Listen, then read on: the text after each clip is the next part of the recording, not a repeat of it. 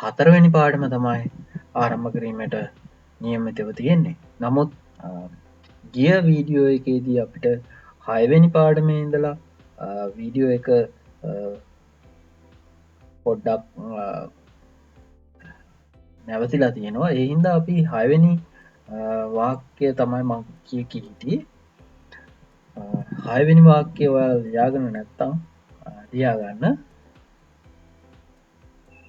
6 වෙනි වාක්‍ය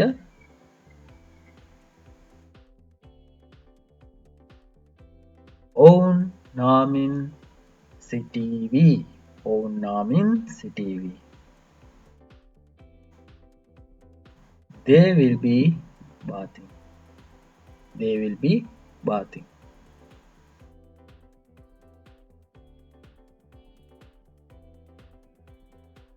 හත්වෙනි වාක්‍ය ලියා ගන්න. ඔවුන් නාලා තියෙනවා. ඔවුන් නාලා තියෙනවා. They have bath. They have bath.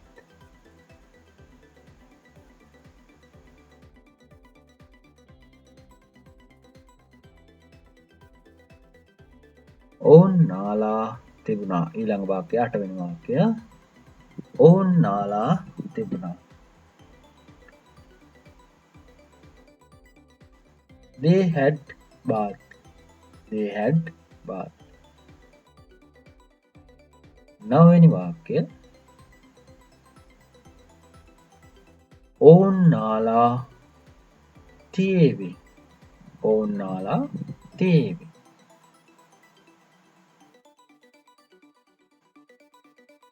They will have bath.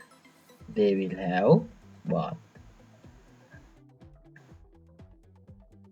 තුන්වෙනි පාඩමේ ඉතිරි කොටසක් තමයි අපි දැන් සාකච්ඡා කරේ. අද අපි යමු අද අලුත් පාඩමට. හැමෝම ලියා ගන්න මාතෘකාව. කරන්නේ නෑ, කළේ නෑ, කරන්නේ නැති වේවි.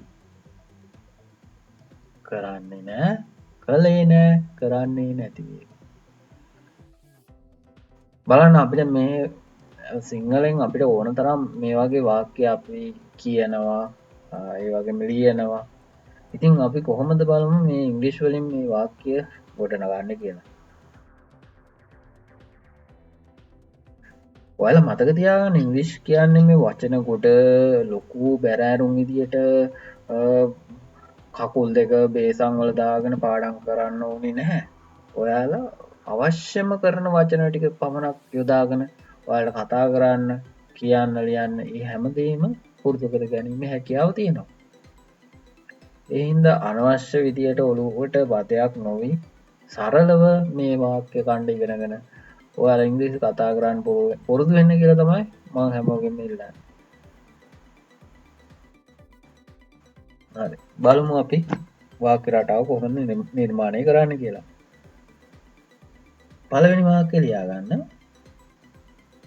මම වැඩ කරන්නේ. මම වැඩ කරන්නේ.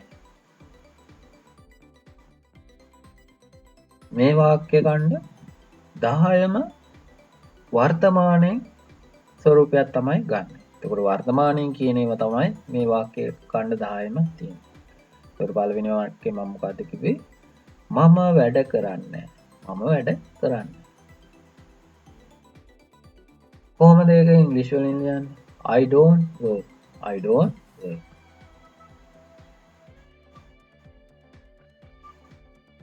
දෙවැනි වාක්‍යය ඇය උගන්වන්නේ නැහැ. ඇය උගන්වන්නේ නැහැ. She doesn't teach. She doesn't teach.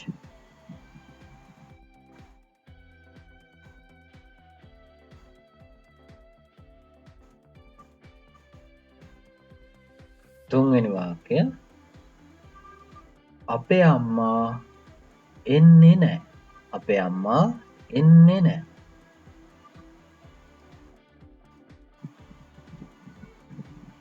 Our mother doesn't come. Our mother doesn't come.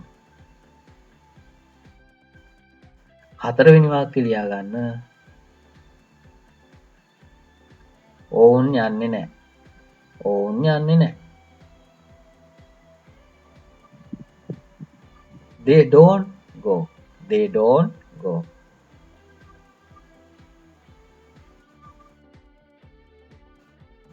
පස්වෙනි වාක්‍ය ලියා ගන්න. මගේ ගුරුවරු කතා කරන්නේ නැහැ. මගේ ගුරුවරු කතා කරන්නේ නැහැ. My teachers don't talk.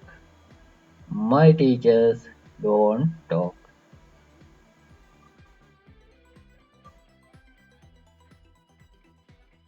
හයවෙනි වාක්‍යය.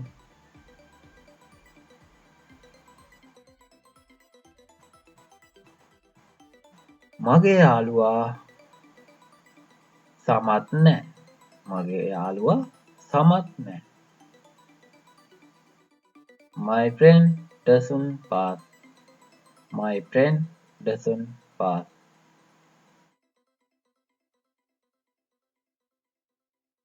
හත්වෙනි වාක්‍යය ලියා ගන්න.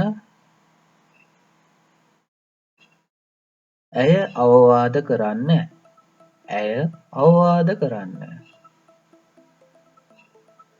She doesn't advise. She doesn't advise. අටවෙනි වාක්‍යය. ඔවුන් විශ්වාස කරන්නේ. ඔවුන් විශ්වාස කරන්නේ. They don't believe. They don't believe. නවවෙනි වාක්‍යය. මගේ යාළුවෝ යන්නේ. මගේ යාළුවෝ යන්නේ. My friends don't go. My friends don't go. දහවෙනි වාක්‍යය. අපේ ගුරුවරු කෑ ගහන්නේ. අපේ ගුරුවරු කෑ ගහන්නේ. Our teachers don't shout. Our teachers don't shout. අපි මේ වාක්‍ය 10ම ලිව්වේ වර්තමාන කාලේ කරන්නේ නැති දෙයක්. එතකොට කරන්නේ නැති දෙයක්. මතක තියාගන්න මේ නාමපද අයින් කළා අපිට විධානයක් විදිහට මේවා ප්‍රකාශ කරන්න පුළුවන්. වැඩ කරන්න එපා. Don't work කියලා කියන්න පුළුවන්. කෑ ගහන්න එපා. Don't shout කියලා කියන්න පුළුවන්. විශ්වාස කරන්න එපා. Don't believe කියලා. ඒ වගේ අපිට විධානයක් විදිහට මේවා ප්‍රකාශ කරන්න පුළුවන්. එතකොට ඒකත් හොඳට මතක තියාගන්න. මොකද සරලව දැන් අපිට කාට හරි විධානයක් කරන්න ඕනොත් ඒ විදිහට කියන්න පුළුවන්. Don't කියලා. Don't work, don't teach, don't come, don't go, don't talk, don't pass, don't advise. එතකොට doesn't කියලා යොදන්නේ සාමාන්‍යයෙන් don't කියලා විතරයි යොදන්නේ විධානයක් කරනකොට. doesn't දාන්නේ මොකද doesn't යොදාගන්නේ අපි ඒක වචන නාම පදයක් එක්ක. ඒක මම කලින් පාඩම් වල does කියන එක යොදන ආකාරය මම කියලා දීලා තියෙනවා. ඔයාලා මොනවා හරි ගැටලුවක් තියෙනවා නම් ඒ පාඩම් නැවත නැවත බලන්න. ඔයාලා මේ පාඩම් වීඩියෝ ඩවුන්ලෝඩ් කර ගැනීම හැකියාව තියෙනවා. නවත්ත බලලා ලියලා ඒ හැමදේම හොඳට අධ්‍යයනය කරගන්න අවස්ථාව තියෙනවා YouTube channel එකේ මේ වීඩියෝ තියෙන නිසා. ඔයාලට මොනවා හරි ගැටලුවක් තියෙනවා නම් යටි කමෙන්ට් එකක් දාන්න. ඒ වගේම කවුරු හරි අපේ Zoom class එකට සහභාගී නොවන කෙනෙක් වුණත් මොනවා හරි ගැටලුවක් තියෙනවා නම් මට ඒ ගැන දැනුවත් කරන්න කමෙන්ට් එකක් දාලා මම ඒ ගැන පුළුවන් හැම ආකාරයකින්ම එයාලට උදව් වෙන්න. බලමු අපි ඊළඟ වාක්‍ය රටාවට යමු. දැන් අපි